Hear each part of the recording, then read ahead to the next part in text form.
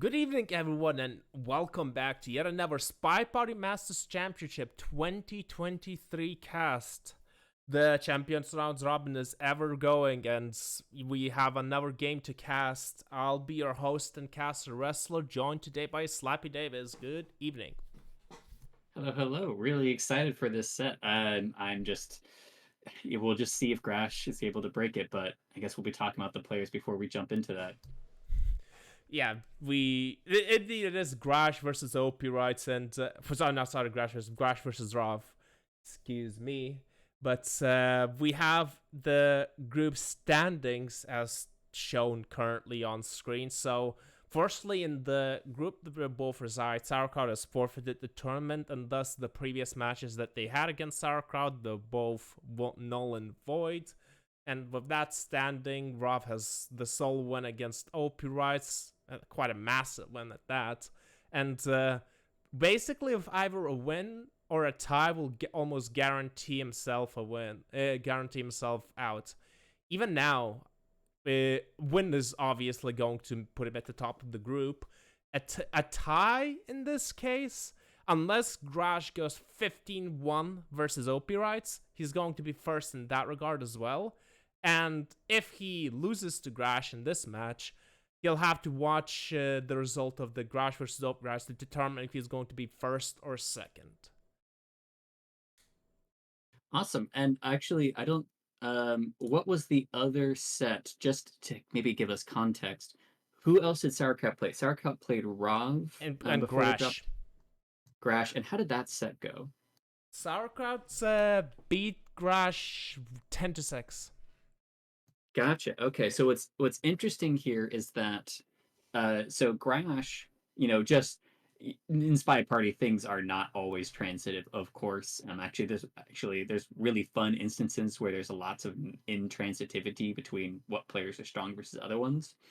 But that kind of it's going to be useful for Graash as kind of like creating a pace that they need to start playing up to in order to get to Rob. So I'm curious how helpful or not that set will be for Graash coming into this.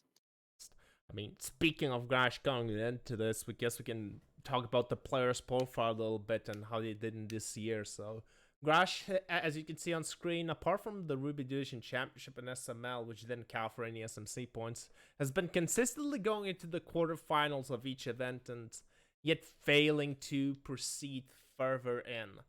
And thus far, I mean, by at least watching his match versus Sauerkraut, I just fear it would not be the case. I fear that might be the case as well. His pie has not been on the level where I would expect an SMC semifinalist to be in. His sniper is excellent. His sniper has never had any problems, in my opinion, but I just fear that the spy is where Graash is letting himself down, and I just hope he has some prep against Rav. Yeah, absolutely. Graash in there's so sometimes if we see this kind of like placements where we see like 5 to 8th place, there's two vague categories you can place players. It's players that play pretty consistently, and then they'll just hit top 10 players, and then they'll kind of like duke it out, and then usually just kind of fall out of there. Graash has also been a player that, if I recall correctly, every once in a while will get like these really significant upsets, so to speak. Like they can play up to a really, really high level, and then they will just lose to someone that actually is honestly below their skill level. And so they just end up often getting that 5th to 8th place because it's not as much of a function of their level of play of opponent, but rather that they are a little inconsistent. And to your point right there, because his sniper is generally pretty consistent, it's his spy that is the most inconsistent. And so that's the thing that actually has to come together today. And actually, maybe I don't know if you've got an opinion on this part. Do you think we'll be able to tell early on if his spy is feeling good? I mean, speaking of the Ruby division, you've played him a lot. Do you think we're gonna have indications right off the bat, or is this going to be Just kind of like we'll see if it comes into focus? that's a thing I can't really say because once he played in the Ruby division, his pie was way different than it currently is. his Spy and Ruby division was all about fast pace and putting the sniper in a difficult position where you have to shoot someone a minute in for completing 4 missions. That's basically the pressure that he resided. And thus far in the tournament, his spy was, I want to say, almost lethargic. So like, just like it's been a complete shift 180 in terms of spy play. Gotcha. Okay, well then we'll actually maybe have a good indication because that sounds habitual. So that's something I'm going to keep an eye out for early on to see if we kind of see where he's kind of at spy wise. But yeah, Graash, fabulous player, most well known, of course, for all of his crazy memory techniques. But I don't know if he has that many memory techniques for spy. So maybe that's the thing. Needs to start grounding some more spy memory techniques. Speaking of incredible snipers and someone who's been incredibly consistent this year, it has been Rav. Basically, bidding a medalist in every single event that counted for SMC points this year, and in this first match, just completely annihilating OP Rights in 14-2. I don't think I've ever seen that scoreline this one-sided in SMC before. And Rav, I think he's even higher potential sniper-wise than Graash. And whilst I wasn't a fan of his spy initially, he has definitely improved on, what's the best way to put it, not leaving himself too few of options late game. You can definitely see that sometimes things may not work out and he's going to be behind, but usually he's at least going to have a plan of finishing. While Graash, they often get the feeling that he's kind of just putting the plans on the spot. And that's something that I just hope that for Rav's sake, there are going to be more spy games for this, since that's going to be the way to exploit Graash, in my personal opinion. Yeah, absolutely. And agreed on the spy thing, where it was a spot where at the time, whenever I would, prep for Rav, see Rav play, it always felt really slow and even for someone who plays very slow themselves, but very slow in the sense of they would build something up and then go for hard tells or something kind of more significant around 2-3 minutes in, or around like a relatively noticeable time. Like he would just be flirt and fingerprint, right? Like he's either done with flirt or like 60 something percent of the way done with flirt and has one fingerprint, probably the first difficult fingerprint available at like a minute and a half in every single game or something like that, right? But so at the time that felt like sometimes a lack of creativity, but also it's a foundation that you can build off really easily. Like you're saying with, let's say, spies that create plans on the spot, it's actually really hard for them to really level up, right? Because they have to just get better at creativity, which is kind of vague and a nebulous idea. And it does come with experience, but it's harder to like really have a foundation to build on. Rob actually has an excellent foundation to build on of very consistent play that if he just speeds up by like 20%, which is not that significant, it makes him a lot more threatening and it gets him to a spot where he's like almost unconsciously doing that first part of setting the pace for the rest of his game and then looking for one big stab at like a bug or a purloin or what have you. He does actually need to go for microphone a little bit more. That's actually one thing that I'm just hoping to see more. I haven't really watched his sets so far in SMC, but that's more of a specific qualm. He even has little Smallman in his thing. Like he's putting little Smallman in a book right there. It's got to be doing that with microfilm. I think also one thing, it's just, I think it helps also that his sniper has been, I think, that consistently the best for the last 2 years in the community. And I think that's also one of the key things of victory. The spy games can be a little bit sometimes not as well planned, but if you're consistently winning on sniper 85 plus games, it's going to be really hard for anyone to take a set. And speaking of taking a set, we have to do predictions. And since my name is at first, I shall go first. I think this is going to be a low spy win game because both are killers on sniper. But I think that Rav has a bit of a better pacing, and can exploit that against Graash, and Grash's spy has not impressed me in any of these games thus far, and I just think it's not going to be fooling us. So I'm just gonna go with Rav 10-6. We're gonna have 2 spy wins. Yeah, and I like that you added a score line there because I think that it's really just fair to say that I also agree that I think Rav is favored in this set easily, and I don't think it's um uh uh it's more about whether I'm thinking about what Grash's shot is. And I'm torn, right? Because I almost feel like this set is either going to be like uh uh 9-7 Grash, or it's going to be like I'm just trying to do math. A stomp by Rav. But I would actually, I think fundamentally though, I agree. I actually really think that that sounds close to me. I think Rav 10-6 sounds right. So that's maybe boring to have a very similar prediction, but I think that kind of sets for anybody in here that might not have seen these players play before or anything like that. I think that kind of sets expectations well. And it's interesting because for sometimes, if we had players that maybe they were pretty equal in their roles, they were just about as good as sniper as they were spy, 10-6 might actually sound pretty close. But I'm predicting that we'll see a convincing 10-6, where, as you said, we see Rav pull off a couple of key spy wins and then just lock down sniper. So I think what would defy predictions is even if Rav ends up winning 10-6, if it's like a spy party rather than a sniper party for once, that would be very unusual. Just, I mean, what they say, great minds think alike, but we've done all the predictions, we've done all the analysis. It's time to get into the draft, rather. We have neglected that even. So I'll just quickly go over it. Graash banning Red Boots and restricting Modern. The Rav banning Balcony and restricting High Rise. Not a fan of the higher variance venues. Whilst Graash doubling Veranda, interestingly enough, I've never seen Graash doubling Veranda. And especially against the sniper side, especially as the toughest sniper versus Rav. Whilst Rav doubling Ballroom. And the rest of the singles are Courtyard, Modern, say Aquarium, and Gallery. Yeah, so the first two bands are like every single band that either the player has done anytime they've ever had the opportunity to bans.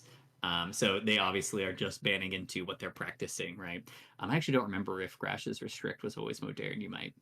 But the double veranda is really unusual because I also don't feel like we've seen Graash really lean into veranda before. Now, there's definitely something to be said where I have thought about this specific thing with veranda a lot, where sometimes people will look at a map that or venue that has a more even role balance, and they'll consider it, generally speaking, more let's say luck based in those instances.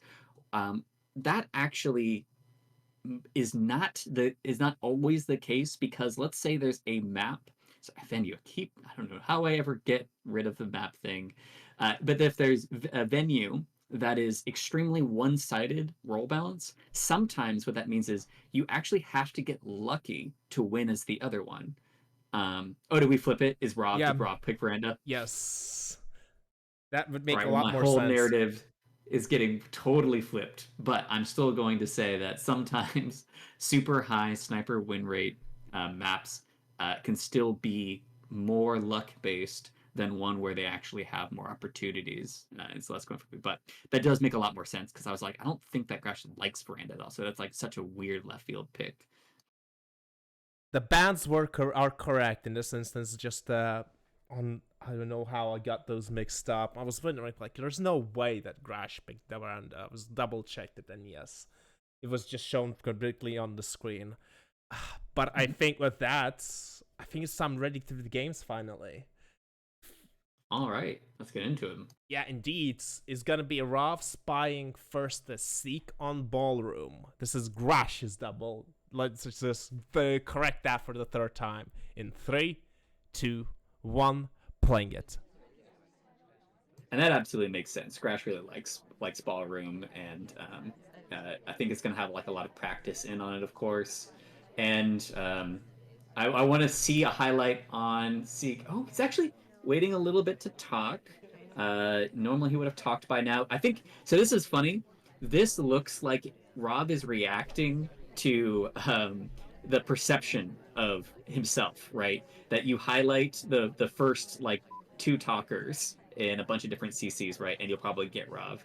It doesn't look like really Graash highlight anybody, but I am positive that Rav really wanted to flirt just right about when he got in there. But he's actually very respectful, and he actually got rewarded for it because ST bailed out, and we can rejoin them kind of far away and get more flirt progress.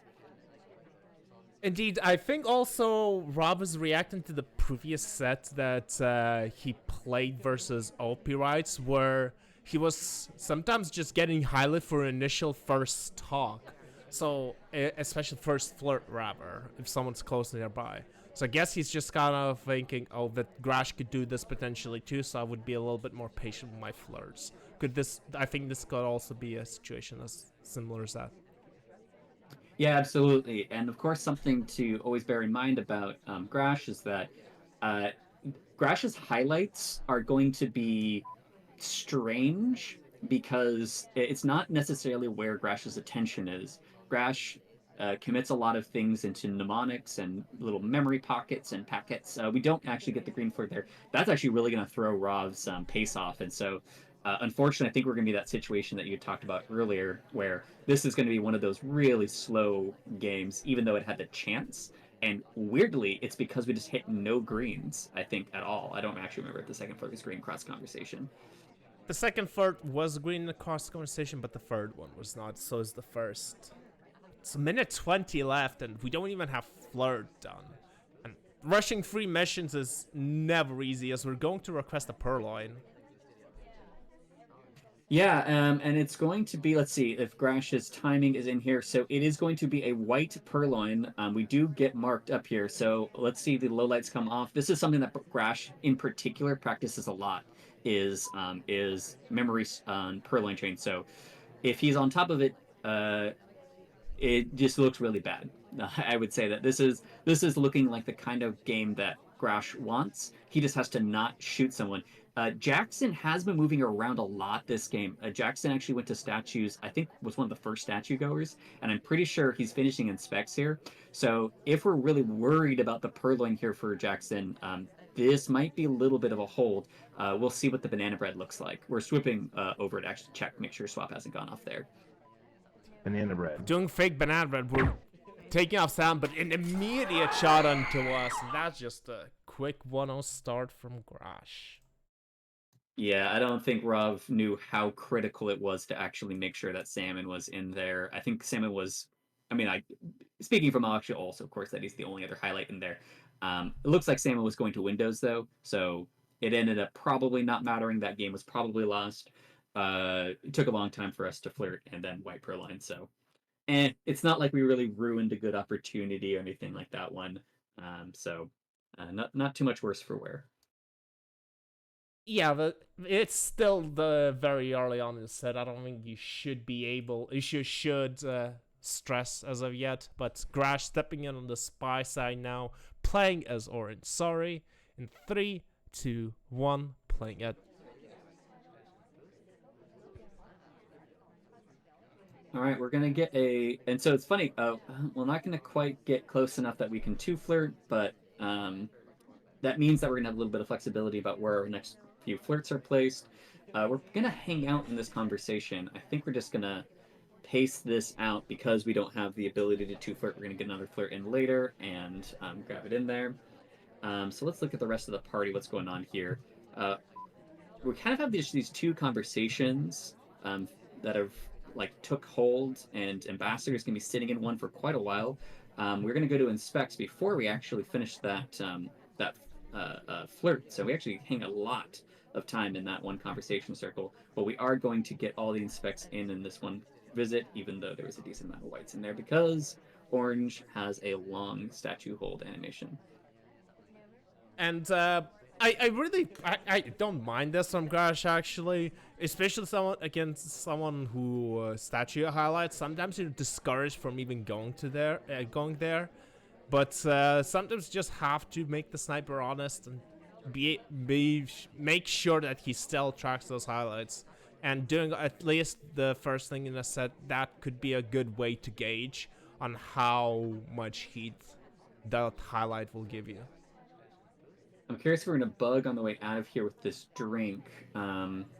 Okay, so we spent a lot of time back to back with Ambassador there. I don't know if we were actually setting up for anything, but by taking that drink, we take away our one opportunity to reverse bug. I mean, Rob had held a pretty strong angle on that, so I don't think that was actually going to work out for us. But we burned a lot of time kind of setting up for something that didn't end up taking. So we were in a little bit of a time crunch here. What are we going to take a stab at? We have a drink in hand, so fingerprints probably off the table, probably not going to microfilm. It might be something like seeing if a fingerprint maybe now at the bookcase. I don't think we're going to do something. I think we had a Purloin and BB. Yeah, but I think that's with the centers, unless we are in the chain with Pearls as well, who's also been to center statues. I think that'll be it. Oh, there's a lot of center statues going. Oh, Kane is going to the side statue, but Twin is going to the center statues as well.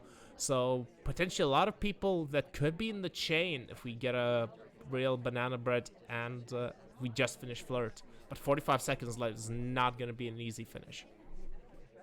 Yeah, absolutely. The fact that these chains, if a chain doesn't develop here, and it looks like it's not, I'm going to guess that we're going to go for this bug into a last second banana bread. We're going to see what Ambassador actually does. Oh, no. We are going to start the chain. We're going to be the chain we wish to see in the world and kick this off. If Smallman doesn't take here, I think we're going to bail out and go for banana bread. That is going to be a clear white test, unfortunately. And yeah, that's going to be a relatively routine shot. Sorry, clear white test, clear green test. That's going to be a relatively routine shot, I think, for Rav there. Yeah, that's just unfortunate that the action test was indeed. I mean, not unfortunate that action test was win, but it was taken by Smallman here, since the tray is so visible. The fade is very much visible on when the Smallman is taking it. And yeah, that's just too easy of a shot for Rav, seeing the green fade, and that's the only one in the chain. And yeah, just a quick 1-1. Thus far, Sniper's holding strong. Yeah, Sniper's holding strong, but also I think so far the Spies had 2 games that played really well into the strengths of the other Sniper, so hopefully it's just the first couple of ones, and then they're actually going to start taking a few more risks, or taking some more, like, I guess they did kind of take risks with the Purloins, but started actually being a little bit more aggressive. Let's see if Rob is able to do that, playing on the Spy start on Alice. In 3, 2, 1, playing it. And of course, we went in with Orange Sorry on that last one, so I think we really wanted to bug there and just felt like we couldn't, and we sank so much time into looking for that bug. We are going to go for an early microphone bug. Raptors party on top of it. Okay, well that's unfortunate. I'm actually surprised that that actually was a nice timing. It might have just been because Ambassador had just settled there, and that we were looking at potentially someone trying to bug. Yeah, interesting. Well, I mean, great catch by Graash, and well, that'll teach Raw for ever trying to do microfilm. I just hope that it's not gonna discourage Raw from trying missions, though, being more aggressive with missions, because sometimes you'll just have to keep banging your head against the wall until it actually comes to fruition.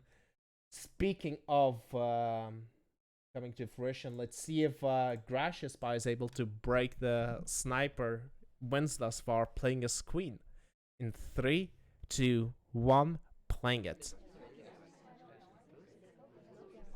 Yeah, and okay, are we going to... No, we're not going to join that bookcase there. As I say, that would actually be a little ambitious. Oh, I like actually that this has kind of gotten us to go to an early statue, though, because that might throw a little bit of pace our way. Let's see.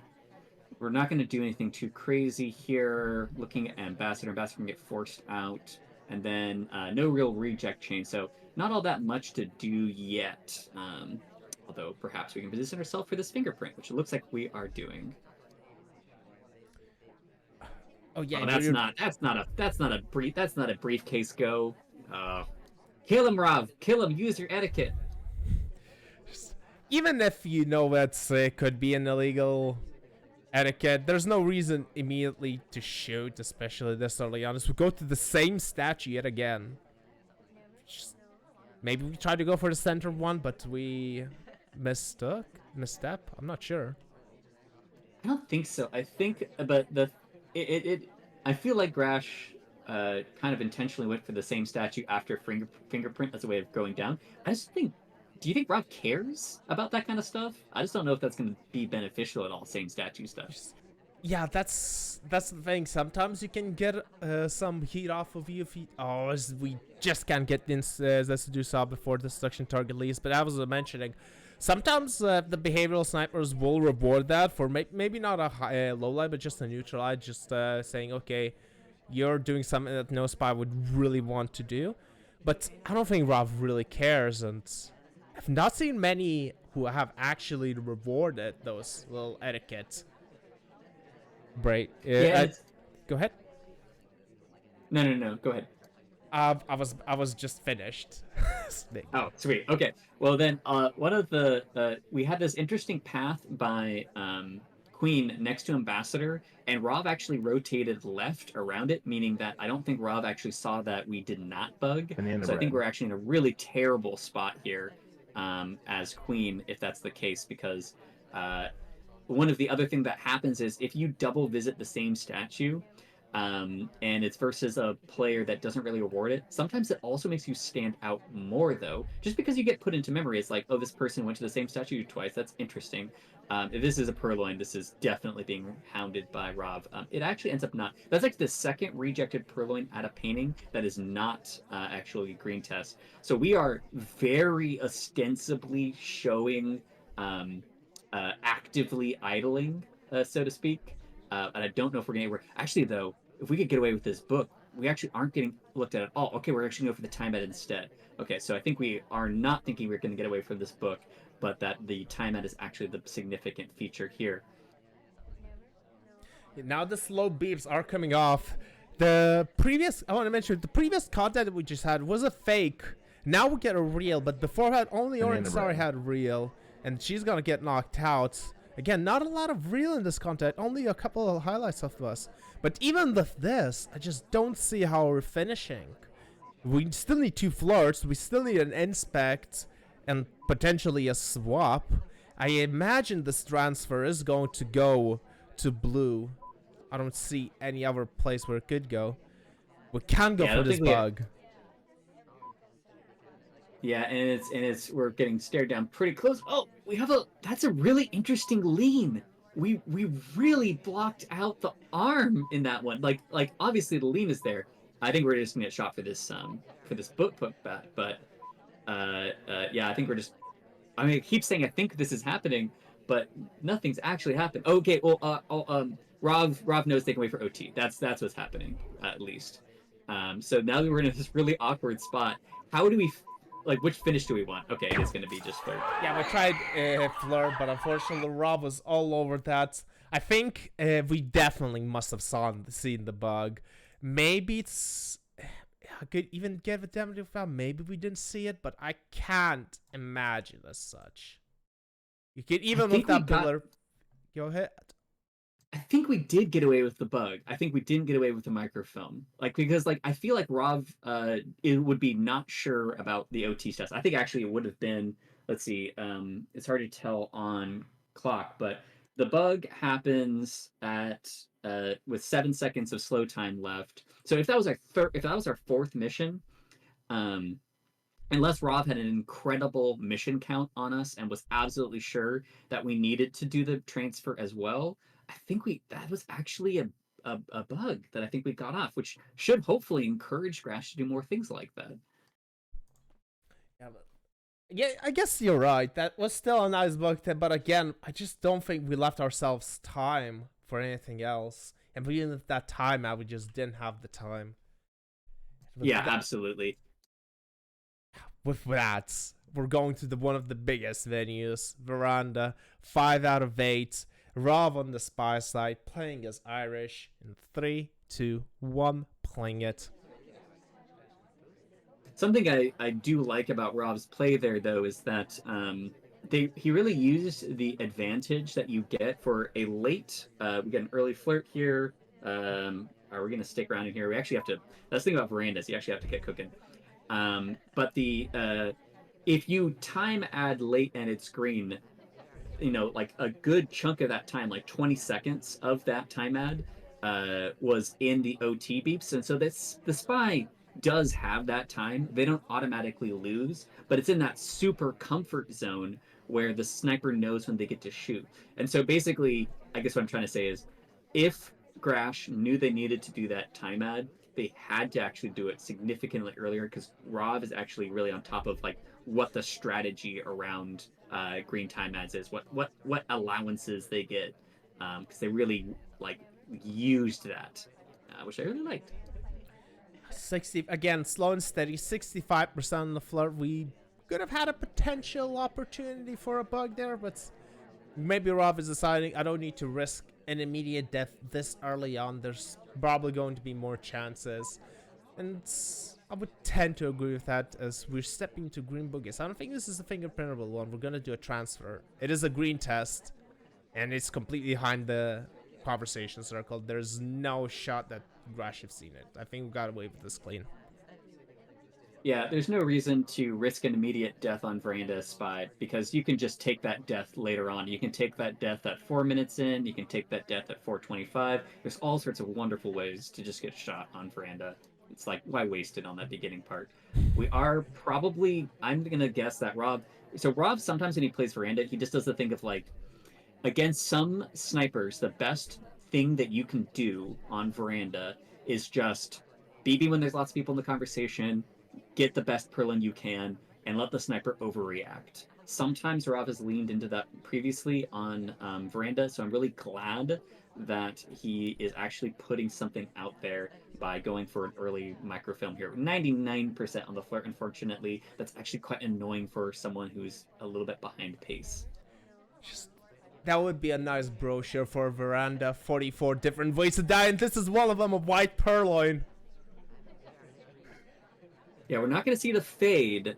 So again, hopefully that's actually a really big deal, that we actually didn't see the fade there, because it's like the one thing that's going to be a little bit of a saving grace is sometimes we might actually overreact and get paranoid that Rob hit this huge green test. That said, there should be a lot of leeway for Graash at this point to hold this shot. Verandas should be one of the easiest venues to hold your shots on, but sometimes people just get a little nervous that something crazy is going on.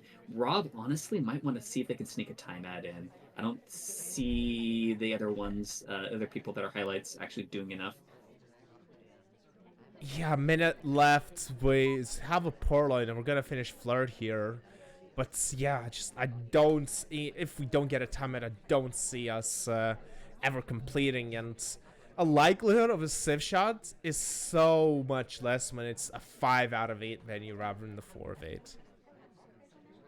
Yeah, absolutely. It looks like we might be setting up for a bug on the way out of here. Maybe a banana bread into bug would be decent, just as like even this fake at this point. Rob is just being very patient, though. That's one of the things you can do is, I don't know how much credit snipers give for this, is if you time out, there's always that like sort of like willing to time out credit, and that kind of throws a wrench potentially in future sniper games. It looks like Rob is just committing to the town at this point. It's just done. We're not going to do anything crazy here. Actually, no, we are at least going to fake and return maybe this list. No, we're not. We're not returning the list. No, we're focused on to see, but indeed, we're just gonna commit to a timeout. It's as it could be an occasional good thing to do, just to say that I'm willing to time out, and you don't need to immediately shoot, and that could put the pressure on the sniper. But I don't think it was a super well constructed game. Out of, whilst it's still a 5 of 8 Veranda, it's definitely hard. I'll give you that. No, the map broken in my opinion. Like it shouldn't be this setup. It's too easy to hold shots. It's too easy to force your opponent into this. So again, surprised a little bit that Rob picked it because it puts more of the it just kind of like it feels like a pick that should just be sniper wins. And really, if you pick Veranda, it should be the instance of you saying, I have something special on Spy. That's the thing I'm saying. I'm not saying that I have a really crazy strategy for Veranda that makes my sniper especially good in Veranda. Everybody's sniper should be good in Veranda. So that game was a little bit underwhelming, especially coming into it as your pick. So I'm curious what a second game is going to be like. It might have been completely revolved around hitting that green purloin, but I also don't think really, even if that purloin was green, that we were going to be in a good spot. So we'll see how that goes. We'll be moving on to Graash. Yeah, Graash is going to be stepping on the Veranda Spy side, playing as red dress in 3, 2, 1, playing it. Are we going to go for this immediate cheese? This might be an immediate cheese. It's so long, though. We've been here so long. But we are just going to do it. I feel like Rav is just going to see this, and it's going to be like a... I mean, that's the thing, though, is like, as much as you don't have to shoot for seeing an instant tell because, you know, you got a lot of game left, you especially don't have to do that for Veranda. I mean, we'll see. Well, okay, I will say one thing. I would have expected if we did see that transfer, we would have done a sneaky highlight as red crossed our laser, and we didn't. So that's actually a really good indication. Looking at the sniper replay, we were rotating all the way out to the blue sides. I mean, where the blue bookcase is. So we didn't even see Graash rotating from red case to green. So I think that transfer is 100% clean. Yeah, as long as Rob didn't. Oh, we go for a bug as well. Oh, it's good. That's a great bug, and it's like it's so opportune. And the fact that so let's see, we have 2 missions done that don't have traces immediately. This is actually a really interesting instance of Veranda. So we have 2 traceless missions done immediately. What do we actually do with this? I feel like we rush, honestly. I feel like, oh, there's that highlight actually that I was expecting before. That's actually a horrible sign because that's what I was expecting the first time we crossed it. So I don't know if that's just us crediting it. So now the exact strategy that I was going to try to pivot to is actually a bad idea because Rob is watching us for sure now. I wonder if it's a credit for microfilm or bug or both. I imagine it's more for bug rather than microfilm. But even but that's still bad, regardless of what you're getting credited for. Oh yeah. No, but you're right that the quality of why we actually did that highlight is going to be is going to lead to distinct problems, right? Because it's going to be we're not going to watch us near Ambassador as much if we think it's bug. We're going to focus in on different kind of plays after that. We did zoom in on that flirt. I don't know if that was just us preparing for catching any purloin timings, but I actually think that Rav has paired us. So I don't think we should actually go back to that exact same conversation spot if we can help it. Yeah, minute 38 left, and if we even do a fake highlight onto statues, that doesn't bode well. As we go for real banana bread, only a couple of people are out, and lots of people in conversation. It's not a bad banana bread, but I just think that we're being watched at every turn. We failed the flirt, unfortunately. No, I think that was intentional. I think we know we need to get that green flirt. So seduction target was sighting up to us too far away to actually finish that green flirt, and I think we know that we get 1 talk. So here's the thing: is if Rob doesn't shoot here, I'll be upset at Brenda. Sorry, I just as soon as you said that, Rob just takes an immediate shot, ties the set 3-3. Keeps the sniper party going, almost like a jinx. I am curious. Exactly, yeah. Because I was like, this would be surprising to me, honestly, if he didn't, even though we still have that 1 mission left, which again to me too much space for Veranda. So I mean, actually, good on Rob for potentially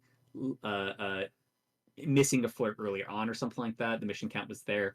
Well, sorry, maybe the mission count. Some of the perspective mission count at least was there. I am very curious if Rav caught that transfer or that bug or both. Well, I I think that at imagine least for the bug, it was invisible. It was credit, right? just I'd imagine maybe some credit for the transfer, but definitely a lot more credit for the bug. And especially since we do a talk immediately afterwards, that's usually a telltale sign that a spy is trying to cover up their arm animation with it, and usually it's just not gonna fly. But in any case, we're still tied up in all of the sniper party. Let's see if Rob can finally break this. Playing a steal on veranda in 3, 2, 1, playing it. But to be honest, that's the best spy game we've seen so far. Oh, right? definitely. Like, I easily. mean, Yeah. I definitely. Rob is just too good at that. But I appreciate the attempt. You have to keep the sniper honest and always afraid that I'm going to do missions, and I can do them whenever. Yeah, exactly. So if we repeat that same kind of performance on other venues, we actually really might have an avenue for success there. So it's good to see that kind of life from Graash, even though it ended up being a spy shot. I think that actually started finally making Rav actually start doing some predictions and not just reacting to anything in there. We take a little bit of time here at the shelf. I'm curious. Okay, we don't actually go for any sort of subtle highlight there. So it doesn't look like we are worse off for that at all. Quite a lot of early highlights as we do a transfer in the empty conversation. It is a wide test, but it's completely blocked by the other conversation out front. And that's good. Yeah. And I don't think that the Graash is going to be expecting this. So the harder transfer, at least on that side, is done.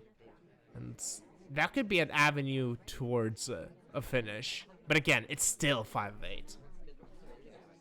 Yeah, absolutely. No, that was a great little move there. I mean, like, it's still, like you're saying, it's still veranda. There's basically at any point the spy does anything good here, we're like, it's still veranda, but they're like starting to edge into what could actually be like a reasonable game.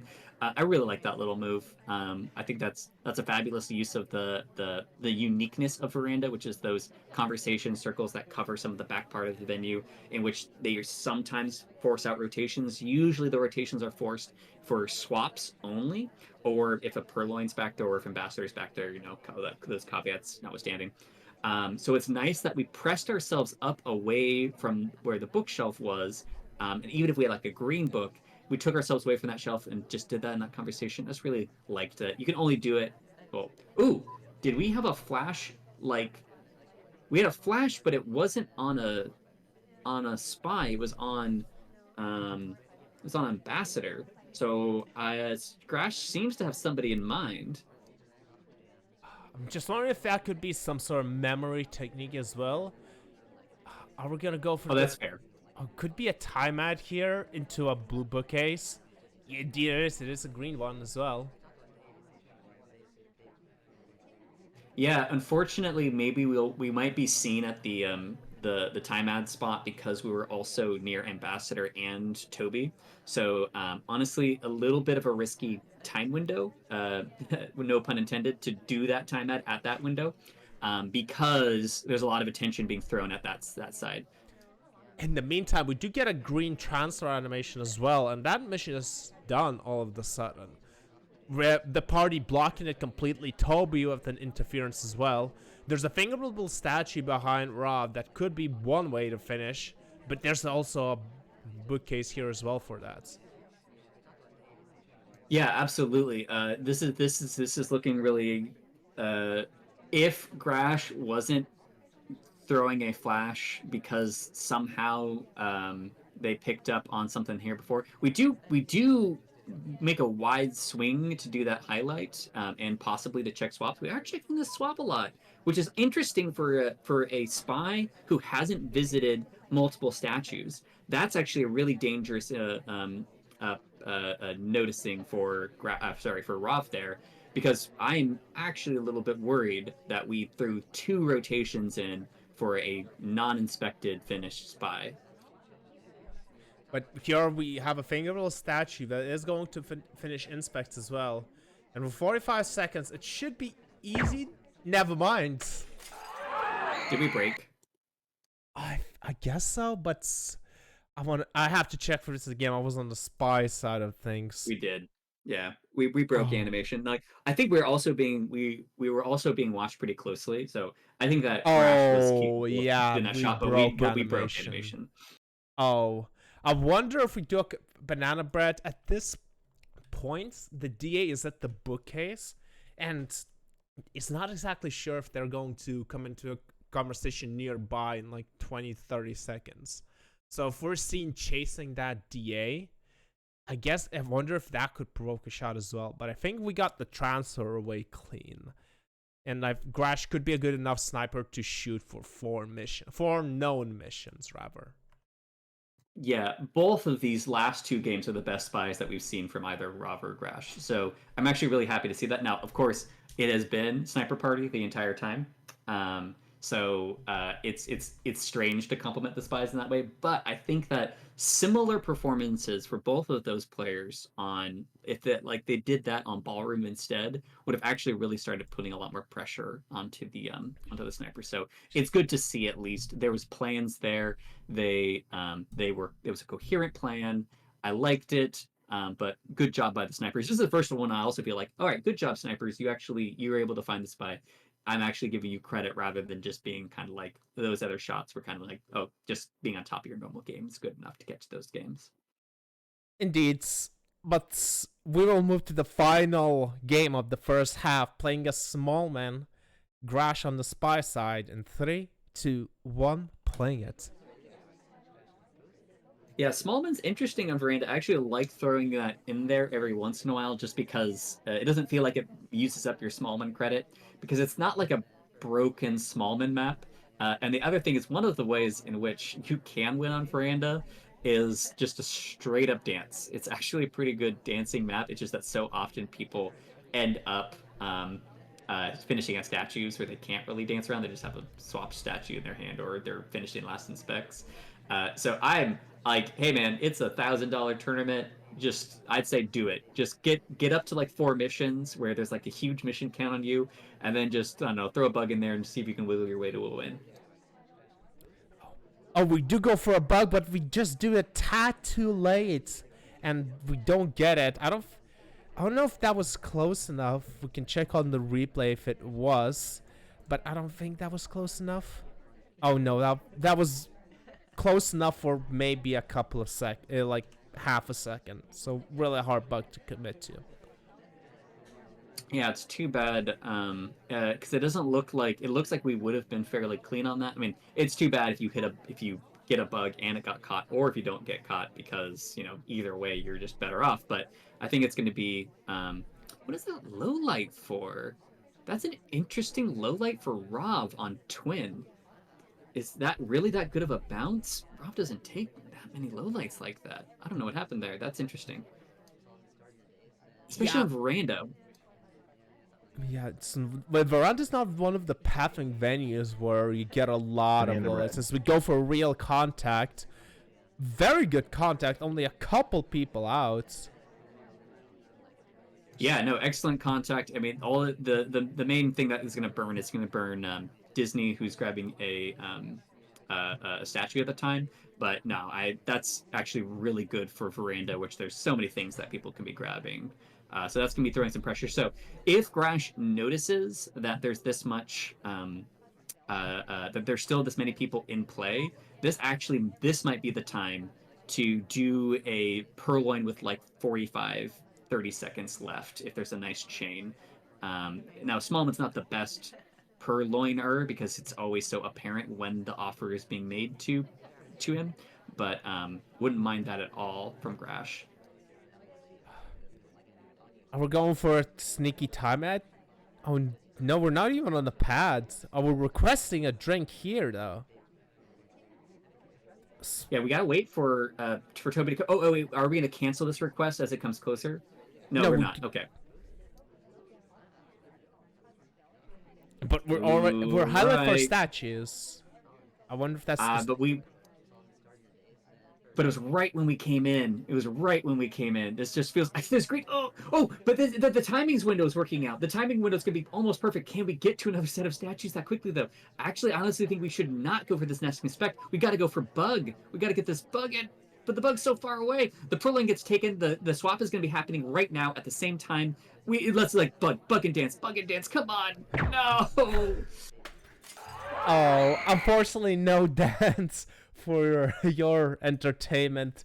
And Rob correctly susses out that it was us. We didn't even see the swap, but I think that just the request near windows here, whilst we're hiding here, is enough to see. We're even seeing the triangle here being dug down, so if we're up watching that, we know it's small man there. We don't even have to check it out.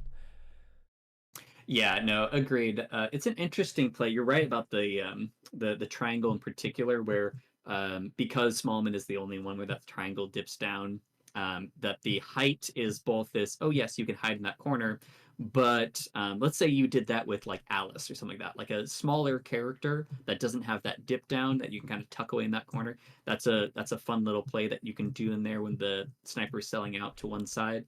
But it did seem like Rob was on top of that, at least as an opportunity. It wasn't like, I think, 100% certain because maybe they were still at Windows or something like that. I also think that when we started this, I like that play. If Toby was kind of like already offering that that conversation, like, so I was curious if Graash was going to, on the way over, or if we call Toby over and then we Twitch because it's free at that position.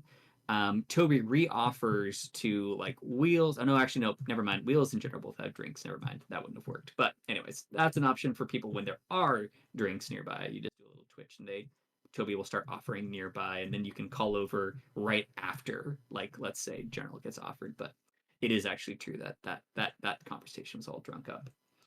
Like the ending though, fun, and really wish I could have seen Rob have to snipe out Smallman in that conversation at the end there if we got that bug, but the world is cruel.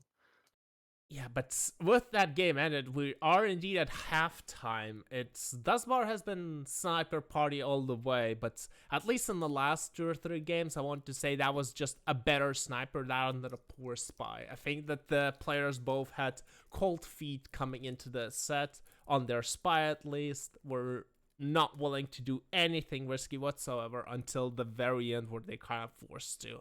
And at least in the last couple of games, we did see genuine attempts of finishing and some better spy play. Yeah, absolutely. It's almost a bummer that we didn't start with Veranda before Ballroom, because I think if they came into Ballroom with that kind of momentum on Spy, it's just kind of a good wake-up call. That is something that, like, again, I think Veranda's a little broken, but one of the things that's kind of fun about Veranda is it does loosen Spies up a lot of the time, where they kind of just be like, all right, well, I'm just going to try random stuff, or not random stuff, but like I'm going to be way more aggressive because I have to be. It forces you. And so it kind of breaks that mold of like, if you're starting to do too much respectful stuff and you're playing too slowly, Veranda can kind of shake you loose. And man, what a change it's going to be for that coming into Aquarium. If they play as creatively and as fun as they were playing on Veranda on Aquarium, we will actually finally start seeing the spies to really start breaking the snipers. I'm very excited about Aquarium in particular because both of these players, Aquarium is the top 2 preferential map in terms of spies. I could for both Graash and Rob, they both really love it, both on the sniper and the spy especially. So whilst the Courtyard, Modern, and Gallery will more likely again be sniper-sided, I just hope, and maybe not as easy to get away with things for most players, I'm really excited about this Aquarium in particular.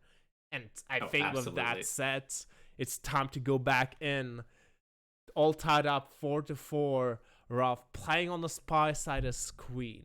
In 3, 2, 1, playing it. And I will say that I would say it's actually hard to tell if we are seeing something where Graash is playing a little bit above expectations by being tied here, or if we'll start seeing that. But the thing that is at least great for Graash is while the spies have been a little bit slower, this scoreline, of course, is still tied, and there's a lot that can happen because we don't have like a lot of games left. So sometimes if you're playing against um, a really fantastic player and it's a super long set, even if you start getting the lead, you're like, well, they can win that back, and it's still going to be high stress, and I'm still might be playing a little tight. Um, but right now, it's starting to actually we burned through 8 games already, and we're actually going to really start having the breaks for the spy be extremely meaningful. 51% Fleur done, and well, Source Seduction Hug is not really available. I imagine we're gonna rush to him if, or Seduction Hug are gonna come to our conversation instead. It's gonna be a 3 Fleur, but it's still better than nothing. As we're not flirting immediately, finally we do green test for 84, and I'd like to see some of the creative use that you can do of Shark. As we go for Bread. fake banana breads. Only one real low light. We even get a highlight onto Irish, bring it back to a neutral light for a split, but we are highlighting for reals. Oh, we are highlighting for reals, but it's also so many highlights. I don't actually like that. We have that was a really interesting time. I am curious if he thinks that Smallman bug right there. He obviously wasn't because I was a guest, but his arms were doing his little twirly hand motions for talking. So hopefully he was looking closely enough that he saw that and not any sort of like potential ambassador shenanigans. It was also like you were saying, that shark pass. It didn't look like we were going to get that much from it because really the bar hasn't been super active. Ambassador was in the corner, very clearly away from all of the action. No one was at microfilm. And so fake was the one thing we could really get from that. I actually really liked how that worked out for him. Yeah, we got a lot of highlights out of it, but just like with that many highlights in the game, what does one highlight really mean at that point? Just like Exactly. it's way better to be in the pool of 12 highlights rather than 2.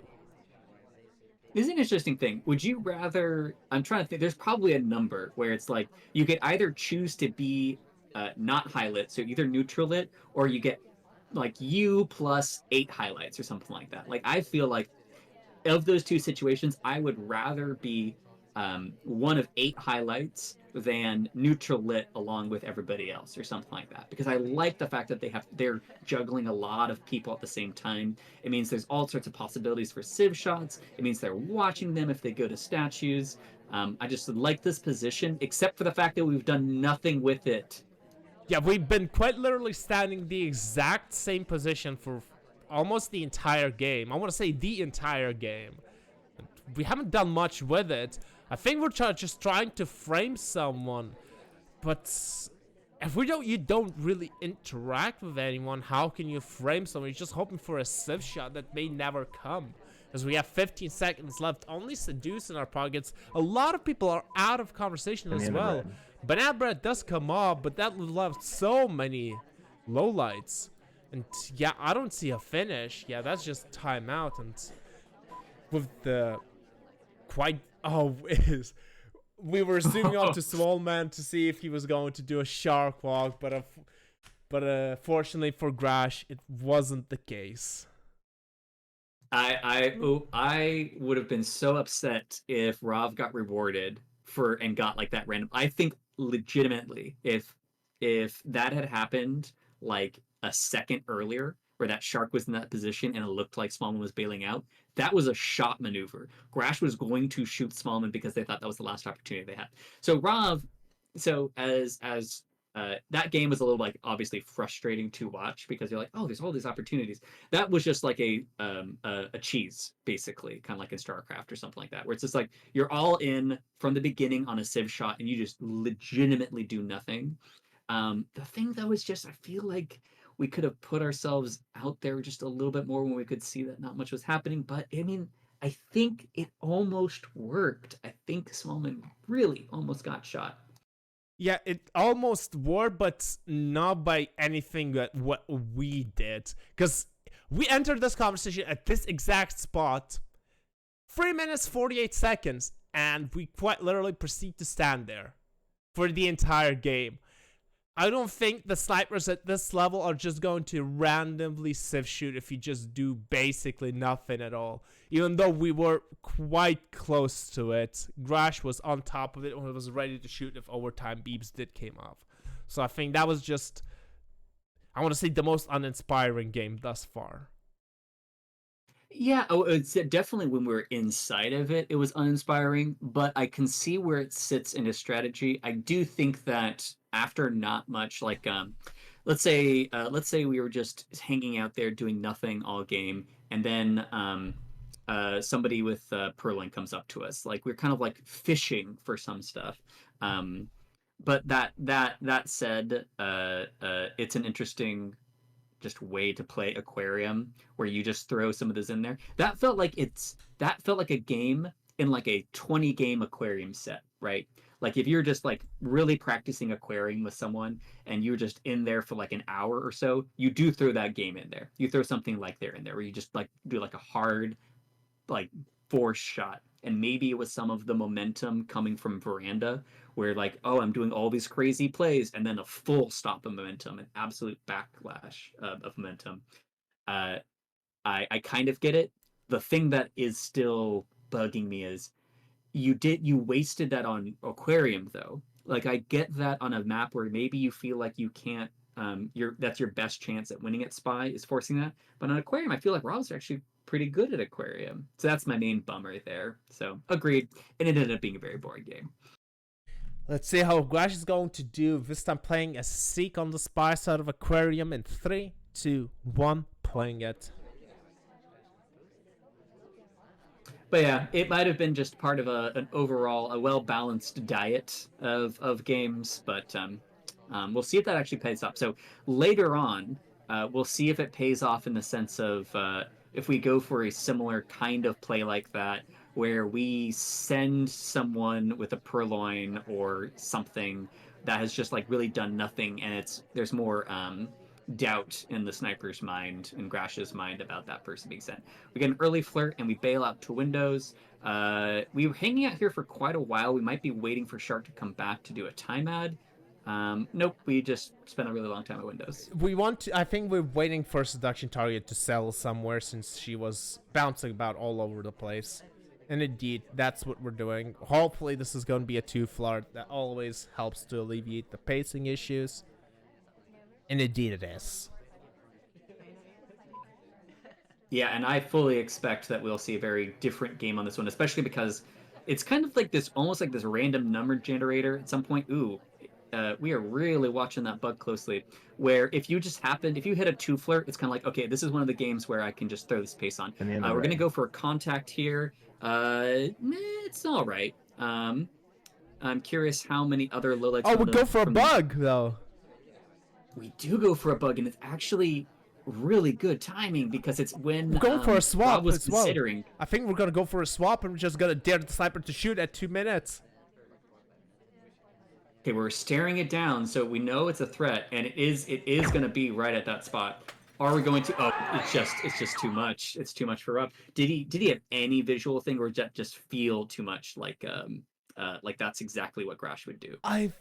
I think what nice game from Graash. Unfortunately, Love is too good. I think what mainly gave away is the bug. Whilst it wasn't super visible, it was just the timing of it that a spy would do. So, coming back to this, slow it down. Looking at the replay here, we're talking and we immediately break animation and go basically go almost like through the ambassador. Whilst the hand isn't seen, that's just something that a spy and an AI would do and an AI wouldn't do. We break talking animation, we go for a bug and going right through the middle of conversation and then immediately into a back-facing statue. I think that was just basically, okay, contact just came off, he must have had flirt done, and this is a great time for a swap from a bug. I think that's what's enough of. We didn't even see the statue swap. We just know, okay, this is just basically a time to shoot. Yeah, and I also initially thought we didn't see that statue swap. I think he actually might have seen that flick up of yellow because the weird thing is we had a statue that was small, and then it produced a tiny bit of of the Falcon head at the top. That we might have like triggered the specific because it felt like it was really quick right after the. So we zoomed in on the swap, right, and so we weren't shooting necessarily just for that, and then like it felt like as soon as there's that flick of yellow, we went over and decided for sure. Because if, let's see, was shark gonna be a problem? No, shark wasn't gonna be a problem. It felt like we confirmed that there wasn't a swap, and so that anytime you confirm there's no swap, you have at least 10 seconds to shoot, right? Anyways, regardless, good catch by Rav there, and two very different spy games, but very similar results. Quite literally the same results. It's still even after 10 games, 10 sniper wins. Let's see if Rav is able to break the trend on Courtyard playing as Kane in 3, 2, 1, playing it.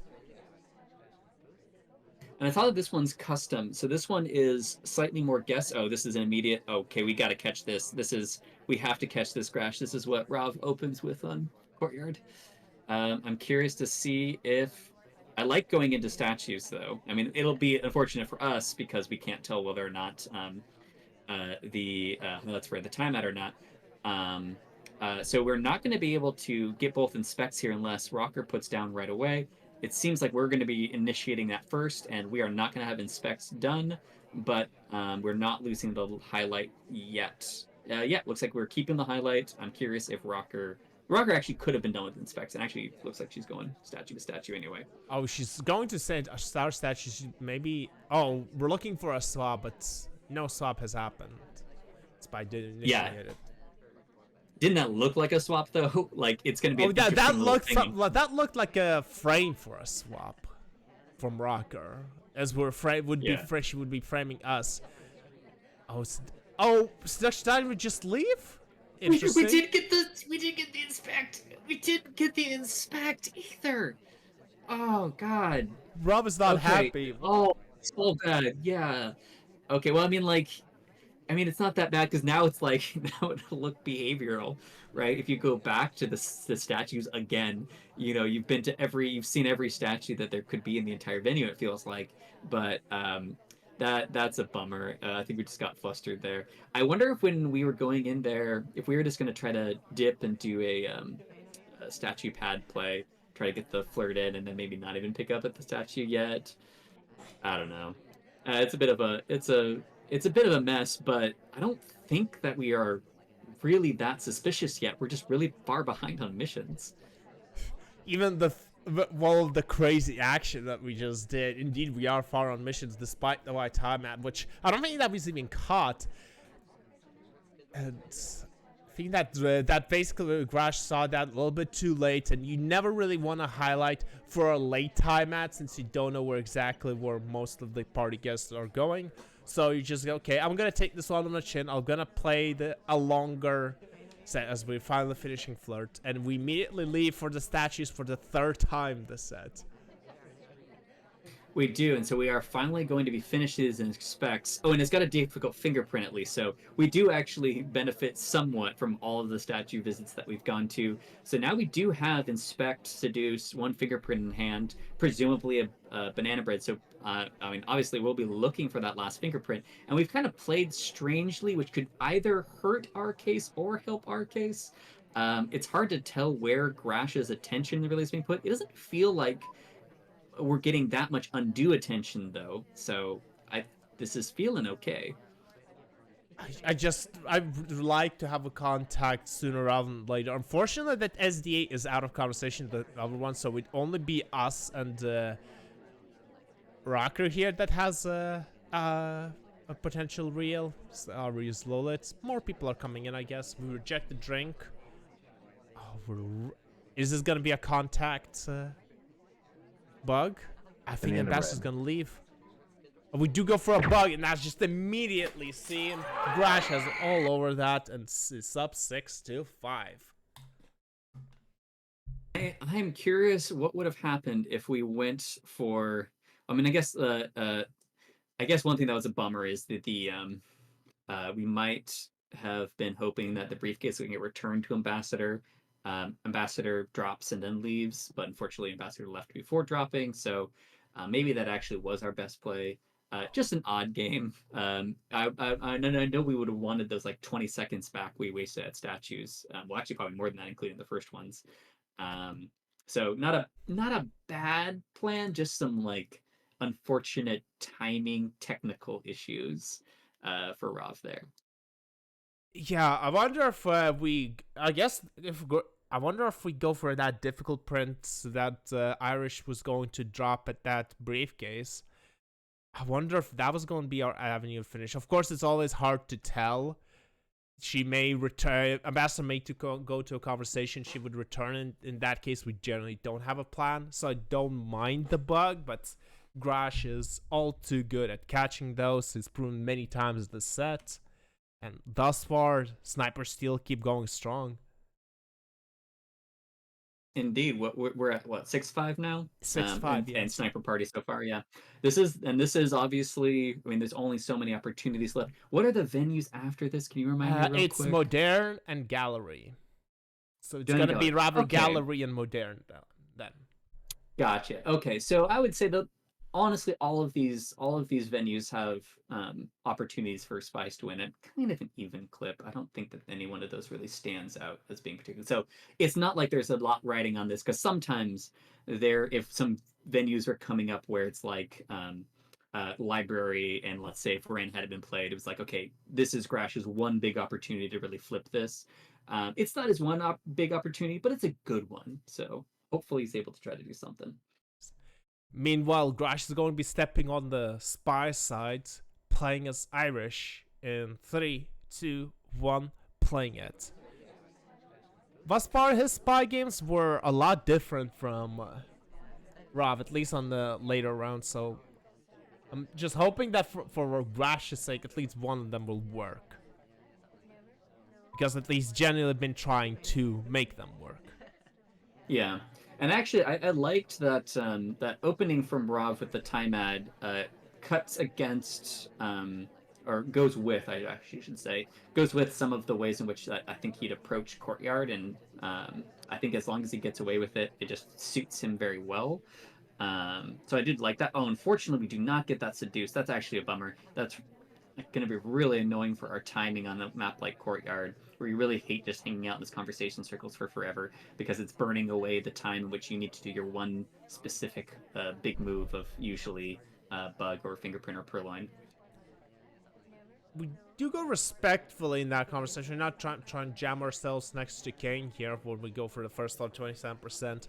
I imagine that is just like respect to Rav being flirt paired with Kane here, and especially since we didn't get the first flirt at statues. If we go right next to him one more time, that could just be a confirmation of flirting. Yeah, I think you're right. I think that Graash is like making peace with the fact that this is going to be at least 3 to 4 flirts, and that we're going to be hanging out in this conversation circle, watching the rest of the party, picking up as much progress as you can get. We'll see if he leaves right now. Nope. So we should be able to get this the second flirt in this conversation before he bails out. The question is how. Well, actually, no. He might leave. Nope. He keeps sipping and staying. He likes this. We're gonna do a fake banana bread. Basically looks free. Nope. Oh, one low light. Yeah, one low light, but that's about it. Also, we don't have a real there. It still gives a lot of suspicion to a lot of other people.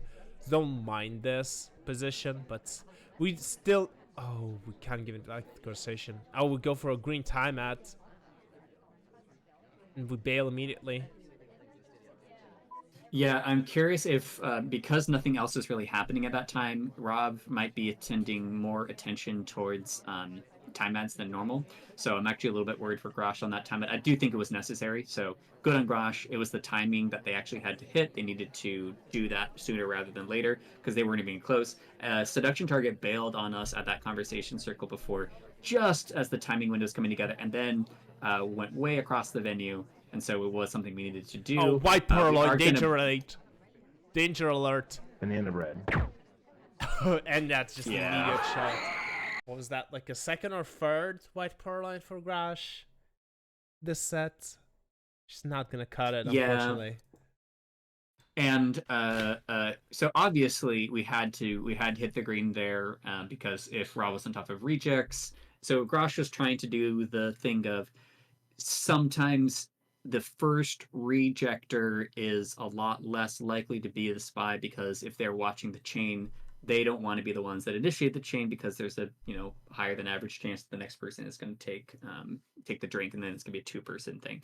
But at that point, if we're feeling behind, we can try to take that gamble. But then if it's white, you just really need to rely on the sniper just like not pulling Purloin back into the rotation because they just checked it off for the person taking a drink before. But unfortunately, none of that is happening, and again, another sniper win. Yeah, unfortunately, there was no chain behind it. It was just a white pearl with one suspect. Yeah, one person could have done it. And we are still tied 6-6, moving into gallery. Rav will be playing as Taft. I guess intending some saw block plays. In 3, 2, 1, playing it. Yeah, would not be surprised to see that. Taft also very fast. We really want this flirt, so we keep bouncing around forever. And what's funny is we actually end up having kind of not a great flirt. I mean, 26, it's not nothing, but it's not great on gallery because like right now it looks like we're making flirt progress with a bunch of different people. We actually don't have it, so we're not going to get the benefits of a lot of early flirt. And there's only the drawbacks of if we're just measuring progress. The good thing would be we probably aren't paired with Smallman at the very least. So if we hang out here and do more flirting and we go back and meet Smallman somewhere, I don't think Graash is going to be able to pair. There's also a lot of people talking at this venue currently. There's a lot of flirt pairs to track to as we do another memory technique, I presume, with safety off onto the ambassador when he's picking up a statue. Yeah, no, so you're right. That has to be a memory technique because that's exactly the same flash that they did on Veranda. I'm curious because we've only seen it twice, so it's for at least that I've noticed. Maybe did it really quickly on other venues, so it's got to be something that doesn't happen that often. So it's not a memory flash. Sorry, it's not a memory technique for every fingerprint. So it must be a memory technique for which statue the fingerprint is at. If there's a lot of statues on the venue? Question mark. I mean, we're free to speculate, but we will never know for sure. That's our job as analysts. We occasionally get things right. That is right. We look like we are okay. I think we're setting up for reverse bug here. So one of Taft's other useful features is his bug that's reversed when they're coming down. Oh, the ambassador just takes forever to come our way. We would have come right by us though, so that's a bit of a bummer. It would have been exactly the path that we would have liked. So nothing really there. But Taft, when you have a reverse bug, they're facing painting.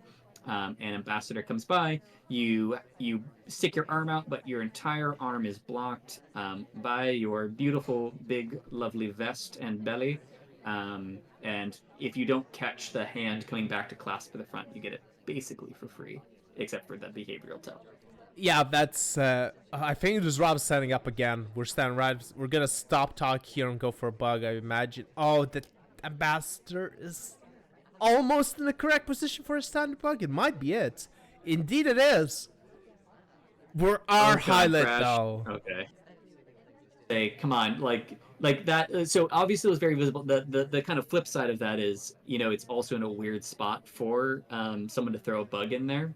I think that Rav has benefited in the past from doing standing bugs when a lot of spies just refused to. They would only do bugs in motion or reverse bugs or stuff like that.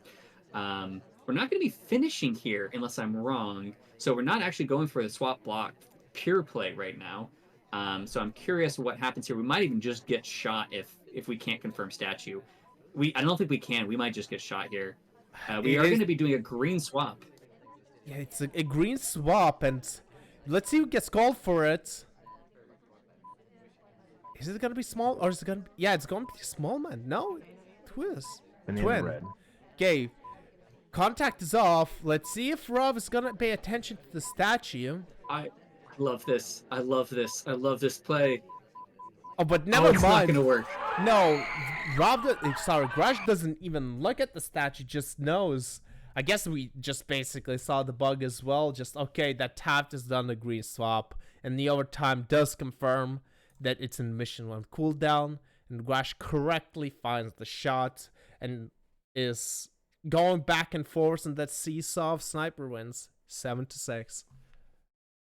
Yeah, so something that Rob threw in there at the end was Rob went into conversation, requested a drink, and rejected to try to make it seem like the pending status was purloin if there was a hanging clock.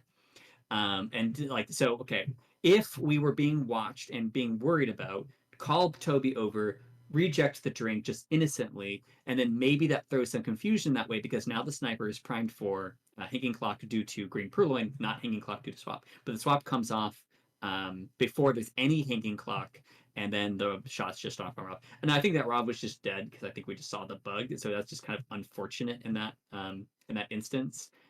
Where we just all of our hopes were kind of pinned on the bug not being seen because then it's not an easy OT shot like that. Because I agree, I don't think the swap was ever seen. I don't think it was ever tried to looked at after the initial look for if we did the swap block. But yeah, I just imagine that Graash put the 2 and 2 together and thought, okay, this is just a green swap into a contact and maybe a purloin to try to distract, or just a request rather to distract. And Sniper still holds strong with 3 games left. Graash stepping in on the spy side, playing as rocker on gallery in 3, 2, 1, playing it.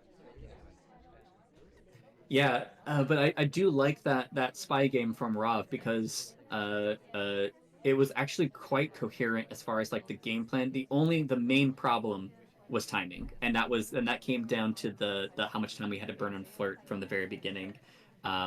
And of course that we had to take an in-ideal bug. Because the other thing is with Taft, let's say Ambassador took a little bit of a closer path towards us.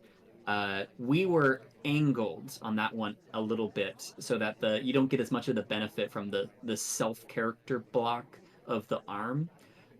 So we really, honestly, it was that first setting up for the bug that we didn't get that kind of set us off. But other than that, really liked it. We have an early highlight here, I think just for statue. An early green swap. That's aggressive. Oh, it's super aggressive, and it's... Okay, are we going to go statue to statue? No. I thought we were going to... General's going to pick up our statue now. Do we go for the banana bread to distract or not is the question. No, what? We're not. Graash is looking at the part. I don't necessarily think he's looking for a swap. So when he finds out that the swap has happened, he's gonna have 2 people left. Oh, I thought General's gonna go to the other statue and block it for us for a little while. But again, no highlights or lowlights thus far. Never mind. There they are. Yeah, I was gonna say, like, I think that Rav wasn't 100% sure about what was happening. I was just kind of like hesitating. The thing that's a huge bummer is during that processing time for Rav, we didn't get anything done. Like, so right now we're in a true 50-50, I believe here. So and probably leaning towards Rocker, I would guess. We still haven't pulled down everybody.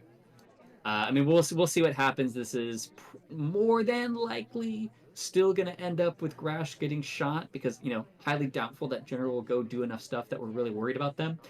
Also, importantly, General was called over from the statue across from us, I believe. So General is not done with inspects. That would have been a much more a useful frame target for us if they came from the other side of statues to do the block. I mean, the only way I can see this fishing And unfortunately, an SDA is in our conversation. That will not help our cause. As I think we're waiting for General to sell a conversation fire off this BB. But unfortunately for the sniper, rather Graash, we are the ones who have real. General does not. And indeed, that's just a shot. And it's tied up yet again with a sniper win. 7-7. You know, it's funny. To me kind of not, I don't want to quite say cocky shot. Well, actually, I guess maybe on just like the timing was like we had, but like we missed like a bug or something like that. So I do like that. At least we put the pressure out there, because maybe if the SDA was in that conversation, not the other one, that would be overly confident. But just kind of a fun game. I'm mostly bummed that that General got called over from the statue across from us and not a different set of statues, and that would have put a lot of pressure on Rav. So I like that game, but that's basically the perils of doing an early game green swap. And while it was kind of fun, I don't think Graash actually did anything with the main benefit of the mid game green swap, which is confusion. So yeah, I liked it. I actually wish Graash was slightly more aggressive with the space that they got there. I mean, yeah, 2 late games left to go. Rav is stepping into the spy side one final time, playing as Kane in Modern in 3, 2, 1, playing it. I will say, I do think that there have been points in this set so far that both spies have been able to make the snipers uncomfortable. That bodes better for Graash than it does for Rav. The fact that I truly think that Rav was actually really uncomfortable for a moment in there while there's that long pause before starting taking the lowlights, because I think they were extremely caught off guard and were having to process in real time. An uncomfortable spot for someone who has a strong sniper like that.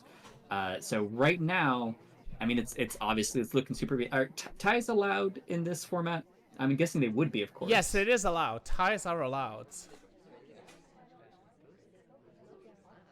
Let's see. So if they tie, it just basically comes down to who wins between Graash and if right? they tie, if we finish 8-8, Rav, unless Graash goes 15-1 versus OP, he'll have the tiebreaker and he'll be the number 1 seed.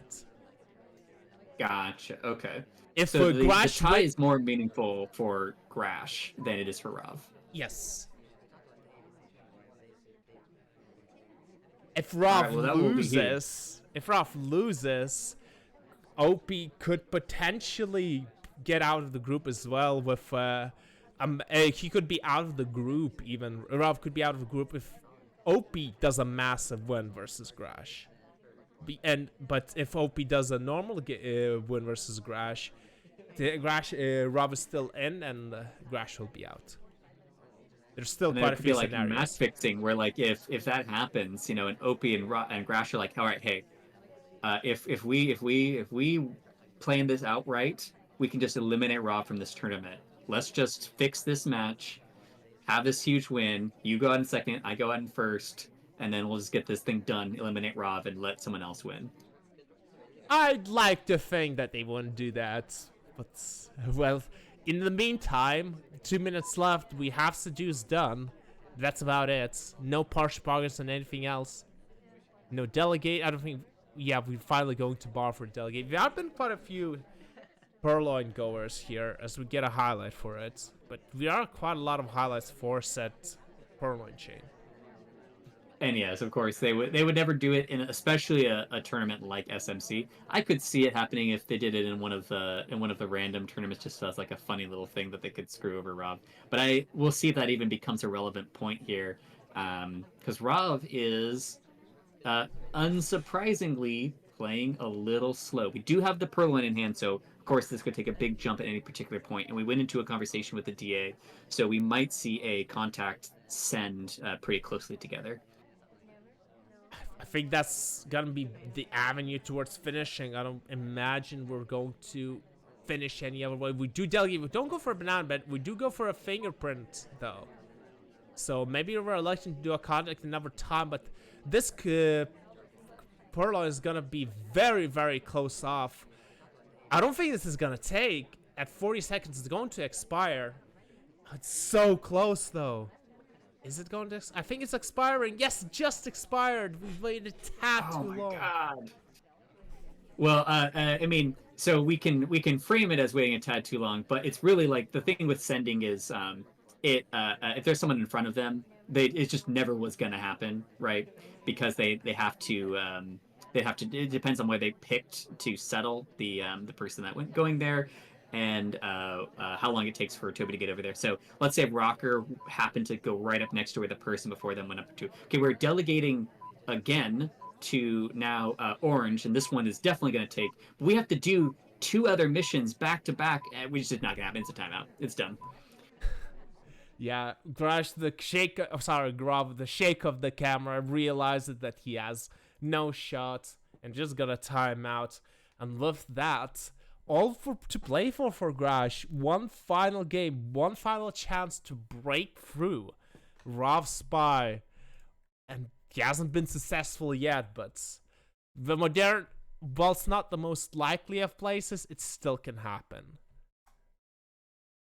Yeah, absolutely. I'm also so curious if Graash does this, I'm gonna go back and look at how close that Purloin was to coming off, and whether or not that was just like ended up being the whole thing for him.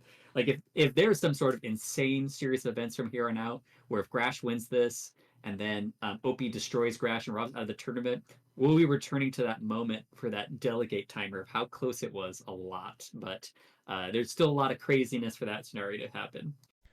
But firstly, before that scenario can even happen, Graash needs to play his final game on the Spy side of Modern, playing his Duke, starting the final time in 3, 2, 1, playing it.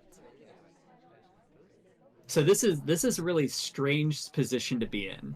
You are the underdog in a set that was predicted to go mostly snipers, and that happened, right? So you're happy that you got to a tie, right? Like you're actually like Graash is actually probably feeling pretty good right now. I would think, because I think that Graash was worried that this would be like a lot, like a stomp or something at this point. So we're at 16 games in now, and we actually have a shot to win it all right here. The problem is, of course, we have to do something that the other 15 games didn't get done, which is a spy win. So a bit strange on the intimidation thing, where it's an intimidating game for sure because we still have to win a spy, but we probably feel a ton of relief because we've secured ourselves the tie. Yeah, we're definitely okay. We are going for this fingerprint. It is a difficult one. Oh, but and we do fail. When we fail a difficult fingerprint, I imagine you don't really want to finish them, since you may sometimes get past 2 prints, past the sniper, but if you go for 3, that's just almost a death sentence, or just not really a death sentence, but way easier to notice. Yeah, you'll almost certainly get credit because if they catch 2 of the 3, right? Even if they miss one of them. No, agreed. And it's also something that because it's relying on an action test. It's also a tendency that kind of makes itself random. So it's not something that could be abused by snipers, where snipers aren't like, oh, well, when this spy misses their first difficult fingerprint, they never go for fingerprint, and they can abuse that behaviorally because they would never know. They can't tell in game that they didn't get that fingerprint. So I completely agree. It's just it's the universe telling you you're not going to be doing fingerprint this game. But we may try to do transfer this game. We have the blue book out, and I imagine with needing a spy win, there's very little chance this goes back to blue. And we may probably try to do this as a last mission potentially, just to try to hold it off as long as possible. Yeah, absolutely. And right now, the problem that Graash is going to have is that Ambassador is in a relatively guardable position, although that just changed. Ambassador is hanging out in a guardable position. There's like no bar activity, and so doing a microfilm then is a little bit trickier than it normally should be because of how little activity is going on the rest of the venue. That might be changing a little bit. We got one person going to the bar, but there's a lot of people at books. I don't know how I feel about that. A lot of people have been going to books. Does that mean that Rob would be paying more attention to the books that came before? I don't know. That might be good for Graash. What's not good for Graash is the time, minute left. We are in a conversation with the D8. The conversations aren't perfect, but I imagine it's not going to get better anytime soon. There's a lot of people at bar currently. So imagine we have to fire off this banana bread eventually. No, we don't. We are leaving. We decided not to give that many lowlights. And instead, we're going back to blue. I'm really not a fan of this. And we're stacking up 3 at this bookcase as well. And I do think we're like, sometimes you can perfectly space it out. I do think we forced ourselves in there next to Seek. And this is, I don't know what happened for these players here in their last Spy games. Okay, we are going to be going the direct after like just the normal putback, so there is going to be that at least. And it does. Wait, why did the that's real. He mismarked the real DA. He mismarked the real, but the DA relieves. Oh, we have to time it. Just time it. Just Graash, please. Yeah, please, he's just going. Time it. Yeah, if he's going, we're gonna try to go for. It's a red time at. It's a red time at. It's the worst one possible, but no shot just coming off yet. Oh, we have to know though. We have to know. This is such a bummer. Oh my god. Because like, okay, well we'll see how this plays out. Because this is still super tense. I'll be super sad if this ends with just a really routine shot because we knew it was the red time ad. Because if we are able to get a contact off and do something really wild, we had some real life in there. We are throwing a zoom in. And yeah, we are making sure that we're keeping that statue on screen. It's white. It's death.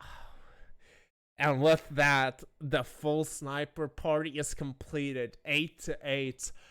I like the idea of the transfer, but we just didn't leave ourselves with that much time yet again. And once the DA leaves, all hell breaks loose, and without that red time match, I think that just seals the deal. Well, you're still gonna be relatively happy with this result if you're Graash, since you did expect to lose.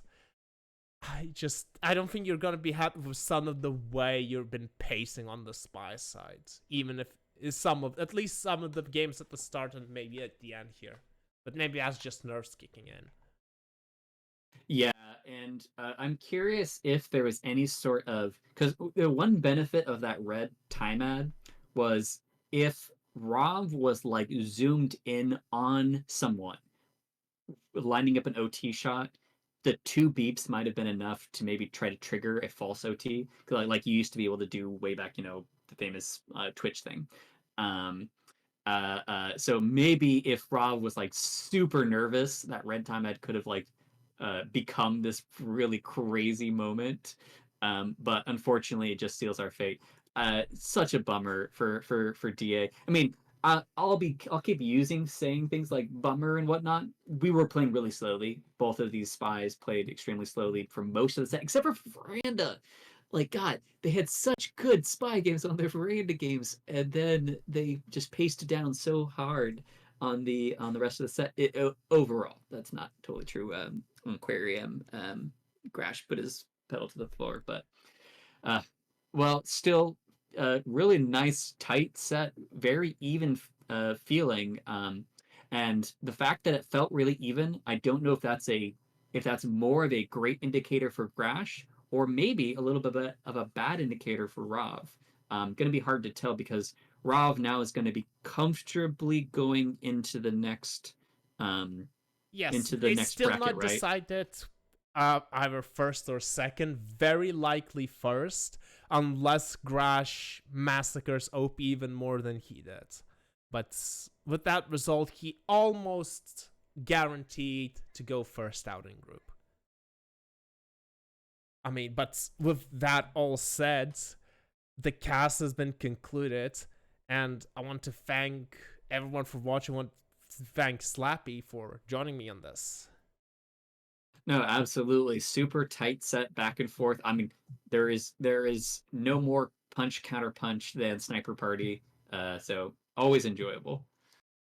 And with that, we're gonna have another cast tomorrow. Stick around for that. There's gonna be another game. There's gonna be an announcement in the SpyParty Discord, discord.gg/SpyParty if you want to follow the news there.